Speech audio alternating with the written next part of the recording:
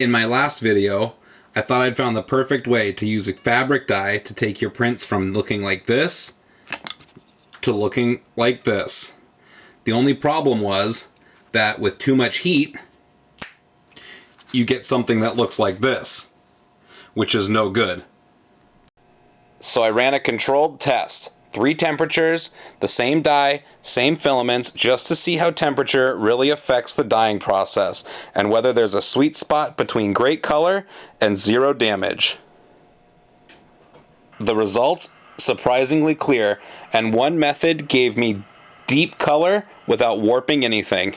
So let's get into it. So for this test, what we'll be doing is we'll be doing a room temperature dye, 140 degrees Fahrenheit, and then also boiling or near boiling, and then dunking it in with our ice bath. So what I'm going to go ahead and do is off camera, I'm going to get this water boiling, put our 140 degree water in here, and then come back, we'll add the dye, and then we'll check out the results.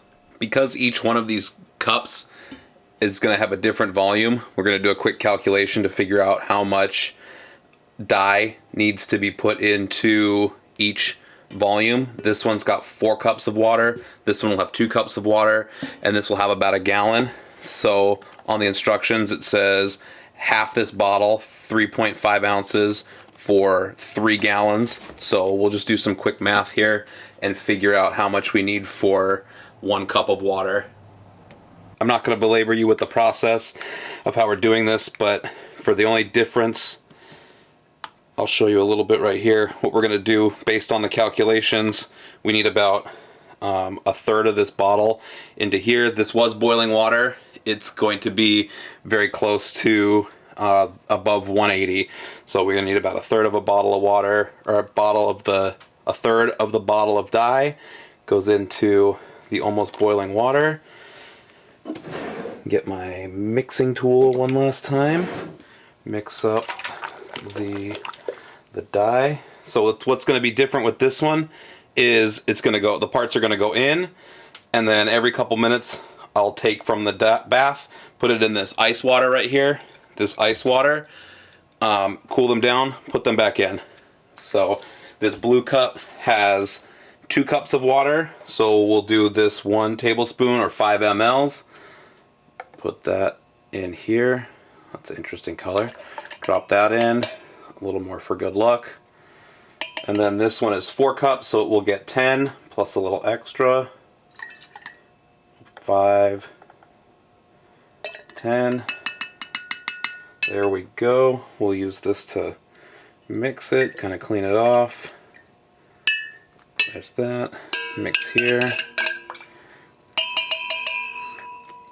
Okay, and we're off. I'm going to put the parts in. Well, since these are the ones that are cooling down the fastest, again, we've got them labeled.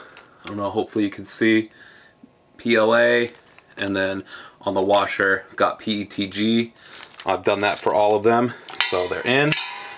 Again, I'm not going to spend a bunch of time showing you how I've done all this. You can check out my last video on how the process goes, but again, we've got room temperature, 140 degrees Fahrenheit, which is below the glass transition temperature for both PLA and PETG, and then near boiling. Every couple minutes I'll pull the parts out of there, dunk them in the ice water, put them back. So we'll come back, we'll check out the results.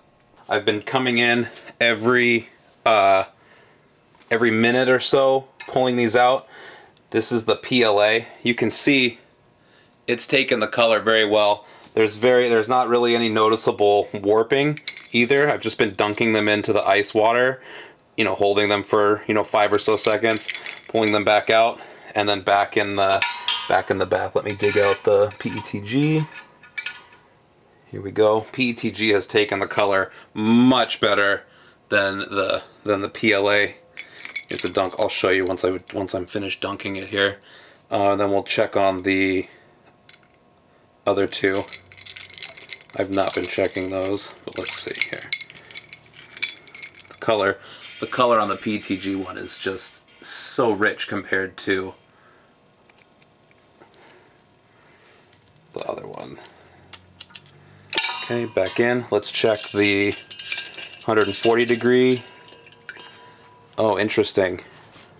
So it's taking it, but it's not nearly as saturated. It's hard to even. It's like more pink. Hasn't taken much of it. That's the PETG. Put that back in. Let's check the room temperature. If that one looks like that, I bet you this one doesn't have anything on it. Yeah, this is like no color has penetrated this one at all. After almost 8 minutes, there's like no color at all.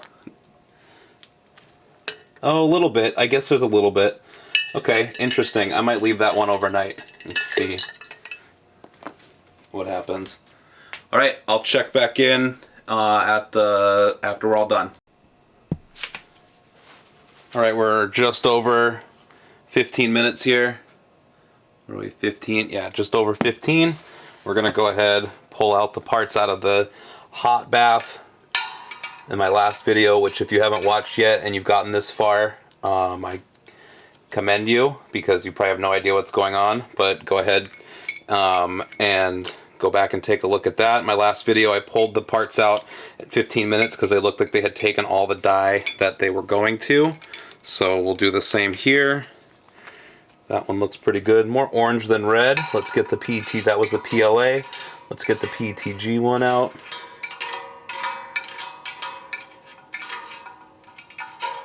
There we go. That one's very red. That looks really good.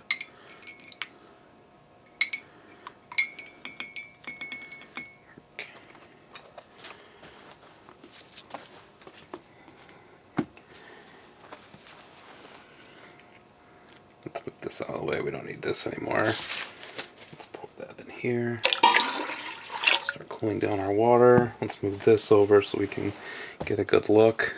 We'll go over and recap this in a second, but yeah, our 140 temperature is still kind of doing okay. There's not a lot happening, but there is definitely some color changing happening. So I'll probably leave that one in longer.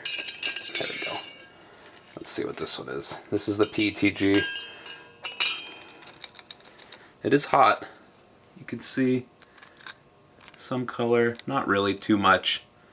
I'll put it back in, see what that's doing. I'm thinking that our room temperature one probably doesn't have anything then, much color to it at all. Yeah, that's the PLA, not really much at all. And this is our PETG. Again, not much. No, I think I'll probably leave that one even in a little bit longer. So, okay, let me clean up here. We're at 17 minutes on this one. This one I'm probably going to leave overnight. We can check that in the morning. This one I'll leave till it cools down. We'll wrap up here, and then we'll recap here in a second. So here we are. Here are the final results. We've got our 3 different bath temperatures. We've got our room temperature, our near boiling, and then our 140 degree lower temperature. As you can see, the 140 degree, it did take on some color, but it's very faint, very washed out. You can still tell that it is white underneath. That's the PETG. This is the PETG PLA, very streaky. Just it did not take up really any of the dye. So the heat does make the difference. You can see this one, PETG. It's very red. This looks like a very vibrant red filament to me. There's no question that the heat makes the difference. Again, this is PLA. It's more orange than it is white.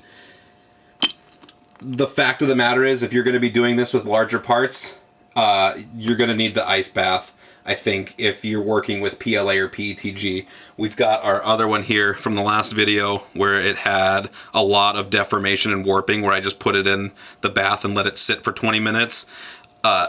Taking it out and dunking it in ice for sure helped keep our structure and our form. So if you're going to be using this process, definitely recommend doing an ice dunk every couple minutes. I was doing it about every minute and a half, 60 to 90 seconds. I had multiple, so I was kind of just going back and forth.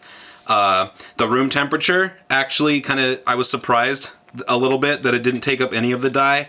The PLA has some on it, but you can wipe it off with your finger. This is the PETG. Again, it sort of started to absorb, but like I'm wondering if that's just like the dye that's like trapped between the layer lines. So yeah, there's no question that you can need the heat in order to do this.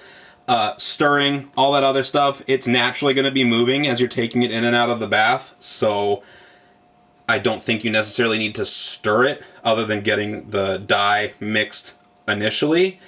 But for sure you need to do the ice bath. This was really fun to test. It's kind of interesting to me how the different temperatures affected the dye uptake. If you missed part 1, go check it out. It goes through the whole process here on how to do this. I think this is a great way to work the parts and get a different color. If you have only white filament or you need a custom color, you can get white and then mix it in. You can mix multiple colors of dye to potentially get different colors that you need. So definitely a process that I think is worth exploring. That's it for the dye test for now. Thanks for watching. On the next video, I'll be showing you my 10 favorite tools, and what I would recommend would be the first 10 tools you should get if you were starting a shop from scratch. If you've watched this far, I really appreciate it.